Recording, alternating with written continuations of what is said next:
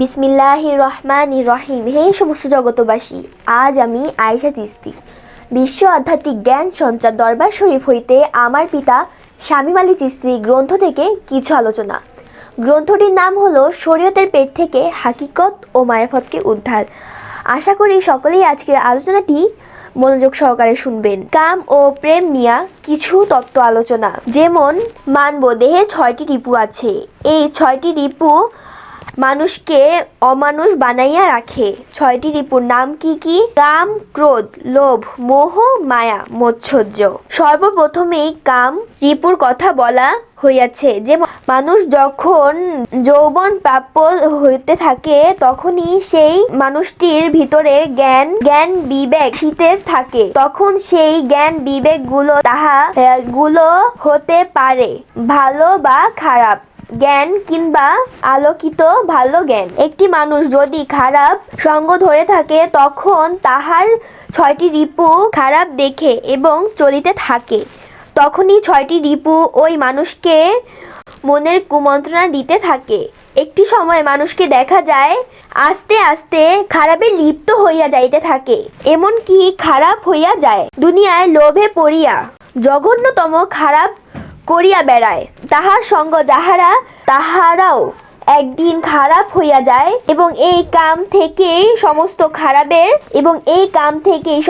খারাপের উৎপত্তি হয়।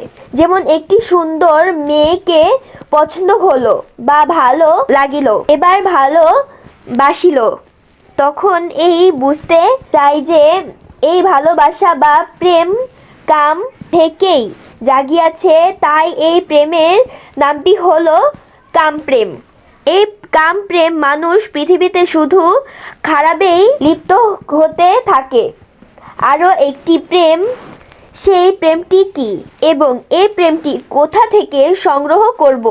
সালেহীন, সিদ্দিকিন, মুমিনিন এবং মুত্তাকিনদের সাথে উঠা বসা চলাচল সর্বসময় রাখিতে হবে এবং মুর্শিদের প্রতি অতিরিক্ত প্রেম রাখিতে হবে। তাহলেই আমার রাসূলের প্রতি প্রেম রাখা হবে, আর রাসূলের সাথে প্রেম রাখা হলেই আমার আল্লাহর সাথে প্রেম রাখা হবে। তাই বলা হয়েছে অসদের সঙ্গ ত্যাগ করো এবং সৎলোকের সঙ্গ ধরো। আল্লাহ রাসূলের প্রেমিকগণের সঙ্গ ধরো, তবে একদিন এই জীবনে পৃথিবী ছেড়ে একদিন চলে গেল আর কোনো ভয় বা সমস্যা থাকিবে না।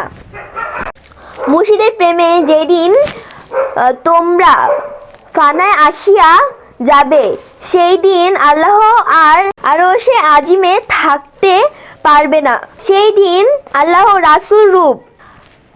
আল্লাহ যখন রাসূলকে বন্ধু বা দোস্ত বলেছেন, সেই দিন রাসূল আসিয়া তোমাদেরকে বন্ধু বলে ডাকবেন। তাহলে আল্লাহ বন্ধু, রাসূল বলতে চাই রাসূল যাহাকে বন্ধু বলে আল্লাহ তাহাকে বন্ধু বলে।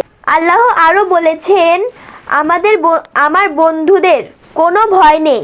তো হে সমস্ত জগতবাসী, আজকের আলোচনাটি এতটুকুই। আশা করি সকলে আলোচনাটি মনোযোগ সহকারে শুনেছেন এবং আলোচনাটি ভালো লাগলে কমেন্ট করবেন, চ্যানেলটিকে সাবস্ক্রাইব করে রাখবেন। সকলেই ভালো থাকবেন, সুস্থ থাকবেন। আল্লাহ হাফিজ।